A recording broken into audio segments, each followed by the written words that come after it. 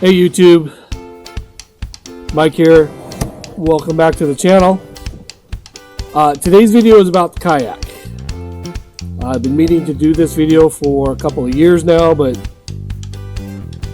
here we are. I bought this boat, the Pelican Catch Power 100, 3 years ago. And about 2.5 years ago, I did a video, a walk around video showing off how I rigged it up. I'll link that video somewhere around here and also in the video description. Anyways, since that video is done, I've made several upgrades and modifications, and so I thought I would do an update video and show off the new stuff. I'll also provide some insights into the boat if anyone's interested. I do feel I'm qualified. I've had this boat out 200 times, and then I've caught 2,000 fish on this boat at least.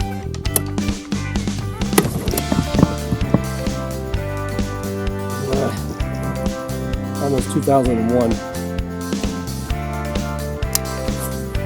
These bass are the worst paid actors ever. So anyways, the video starts out with the boat mostly unrigged, and then I'll go into detail on the various components as I add them. If you have any questions, anything you want to say about the video, go ahead and leave it in the comments. I respond to everyone. Thanks again for watching, YouTube. Appreciate it. Peace out.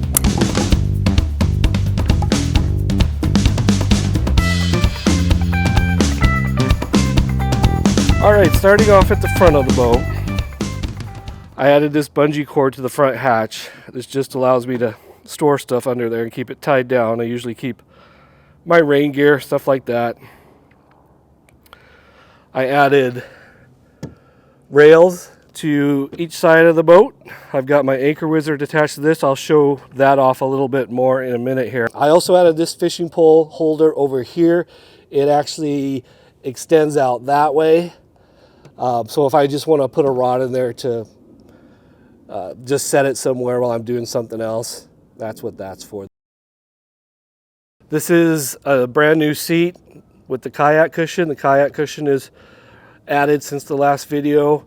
A little pricey, these things, but well worth the cost. The seat is brand new. It's my second seat that I've needed. The first one finally broke. The frame broke.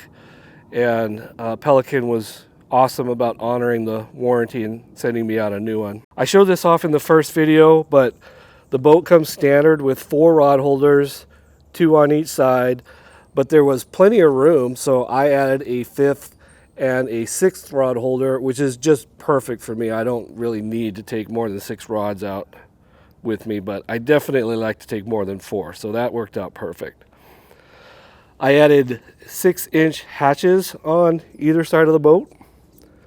These were a little bit big, so you can see here I trimmed off the edge to make it fit. These are nice to have. Trolling motor mount, this is nothing new. This was also in the first video. However, I did add this quick release pin to get the trolling motor on and off quickly. I did that to save time at the boat ramp. It's held in place here by this cotter pin. Hard to do with one hand. I made a couple changes under the hatch since the first video. The first and most obvious is I've upgraded to this Lithium 12.8 volt 100 amp hour lithium battery. This is a smart battery. My old battery was not. Smart battery means, amongst other things, that I can use an app on my phone to get readings on how the battery is doing throughout the day. I also like the compact size of this battery. If I want to move it around, I can store other stuff up here as well. Sometimes I take my drone with me. I carry my drone case up here, keeps it out of the way. I still have the smart shunt involved. This is also another mechanism for using an app to tell the reading on my battery. I don't need it anymore since this is a smart battery. I just haven't bothered to take it out yet. I also have a fuse. I believe, if you can see it there, that is a 50 amp fuse. I've never had it flip off. And then I install this hatch in the front. I believe this is either a 10-inch or a 12-inch hatch. Can't remember off the top of my head. Just a little bit more storage. I also keep all the cables for the fish finder and the Mega Live forward-facing sonar in here as well when I've got the boat all rigged up.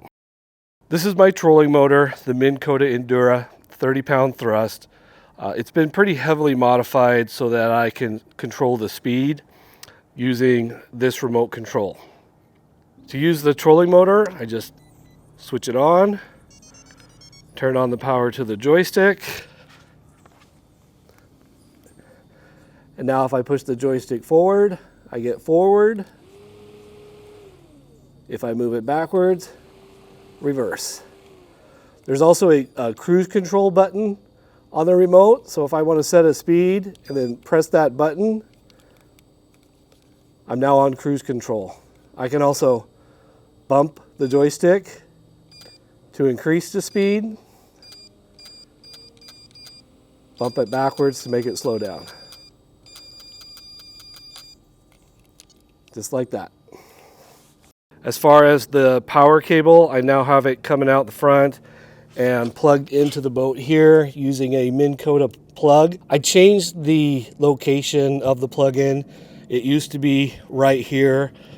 This was really inconvenient, plus it stuck out a mile, so anything that I put in the back here would always be slamming up against it, threatening to break it off. So this is heavy duty. It's in a great location. It doesn't get in the way for anything and works real good. You can see here where I've connected the motor to the mount using the pin.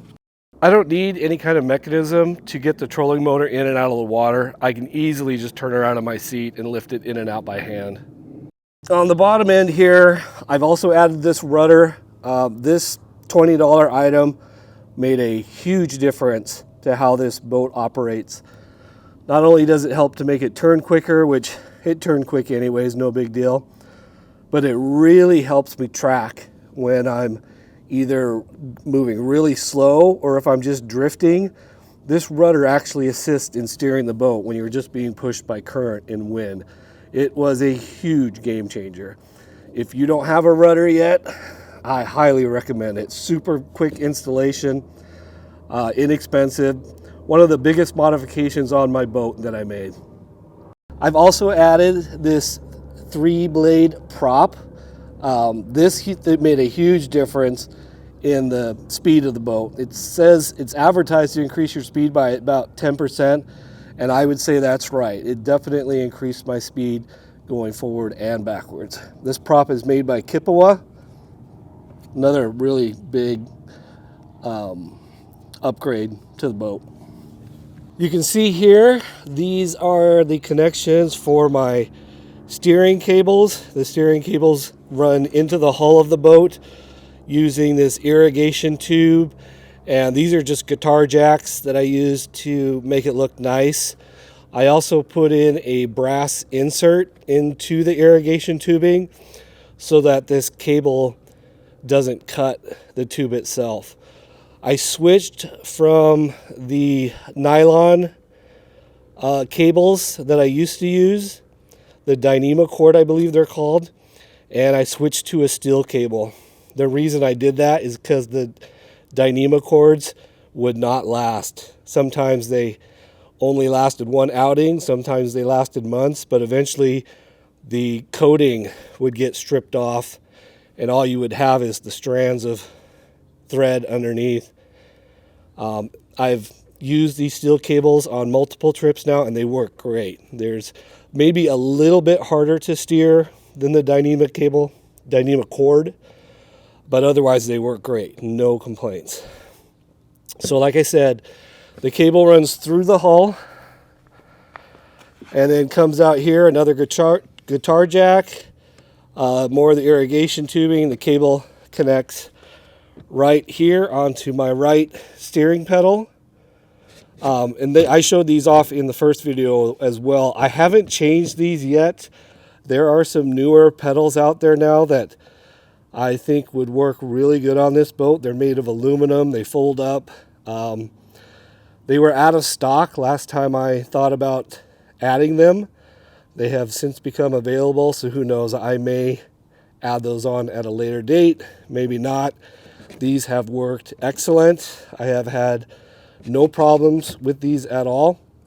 And I'm kind of in the mindset that if it ain't broke, don't fix it.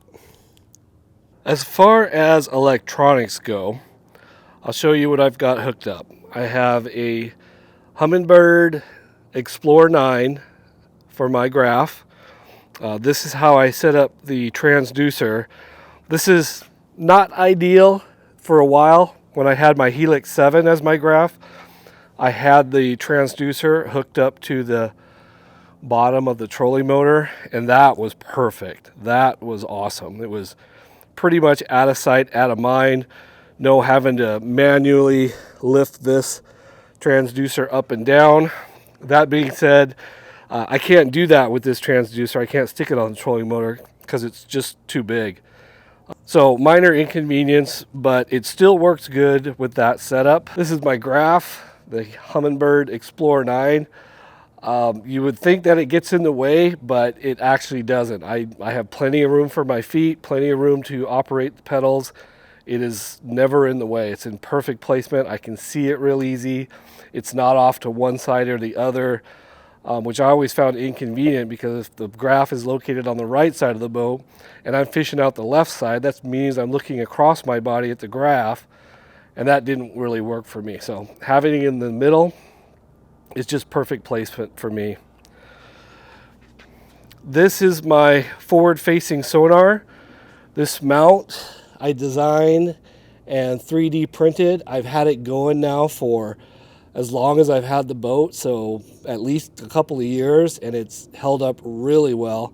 I've never broken it. I've never needed to reprint it. This is the original mount. I also engineered and designed the pole. These are all 3D printed parts, and it works great. This is in its travel position right now, meaning it's out of the water. All I need to do to put it in the water is switch it down, and now it's in action mode. It works really good. I don't run my electronics off the big battery. I have separate batteries for each. This is the one I use for the Mega Live, and it fits in the back pocket of the seat here, and that's where it sits all day.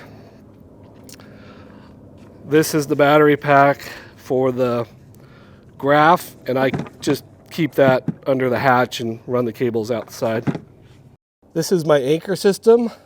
I don't use it a whole lot, but it's nice to have if and when I do need it. I run the anchor line down the side of the boat, through this rear grab handle, and then this is my anchor, just a simple drag chain. Works really good, really simple.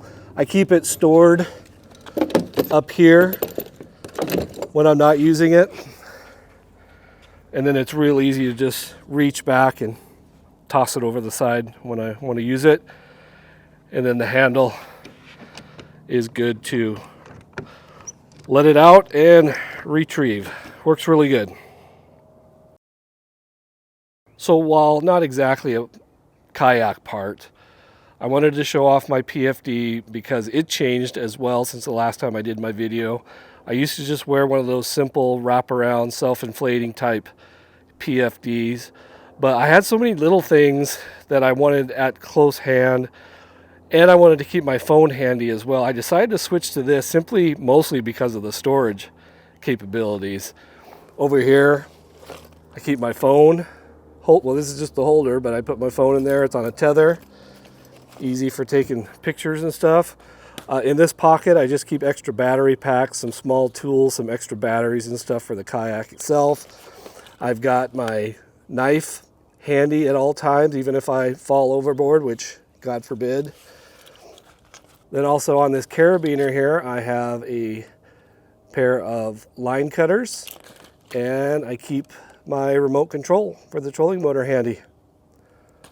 So yeah, in addition to being practical, it's also functional, and it's no more less comfortable than my previous PFD, so wanted to include that as well. So what you're seeing now is the boat is fully rigged. This is how I go out fishing. I've got my net, I've got my trusty old paddle. I've had this paddle since the beginning. It's made by Pelican. It's nothing special, but it sure does work good the limited times I have to use it. I've got all my rods on, how I would have it set up to go fishing, and my tackle bag. I don't use a crate, can't stand the crates. I prefer the portability of the tackle bag, and it carries everything I need, including extra line, some tools, stuff like that. Speaking of tools, I've got my pliers over there, a hook sharpener, and then of course my insulated water bottles. This thing is all ready to go fishing. As far as doing a review, I really don't have much to say. The Pelican Catch Power 100 has worked excellent for me. It has held up fantastic for a budget fishing kayak. I love the fact that it's heavily modifiable. Obviously, I've done a lot of modifications to that. There's more I could do if I wanted to. But I like to keep it simple. I like to keep it clean. I don't want a whole bunch of stuff when I go out on the water. I haven't had any mechanical breakdowns of any kind with the boat. It just held up really well, and I have fished it hard. I'm going to admit, I'm pretty hard on this thing. It's very comfortable. It's extremely stable. I have not even come close to tipping out of this thing, even during some of my more careless moments, or especially when a big wake boat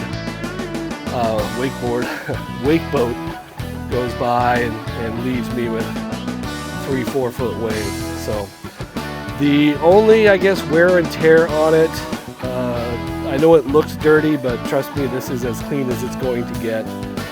But the only real wear and tear I have had on it is, let's see if I can show it to you here.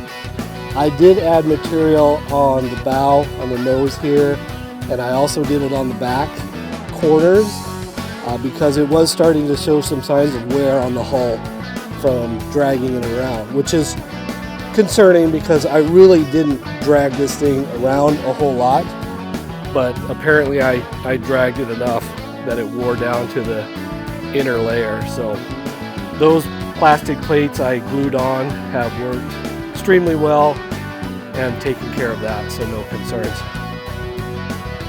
This boat has served me well. It's caught hundreds of fish. I should correct that. It caught thousands of fish in this kayak, and I've had nothing but a good time in it.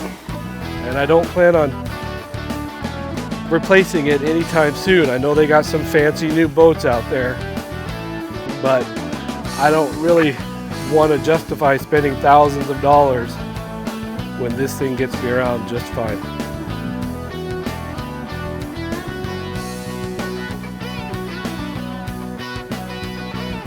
So that's pretty much a wrap on this walk around. If you have any questions or comments or anything,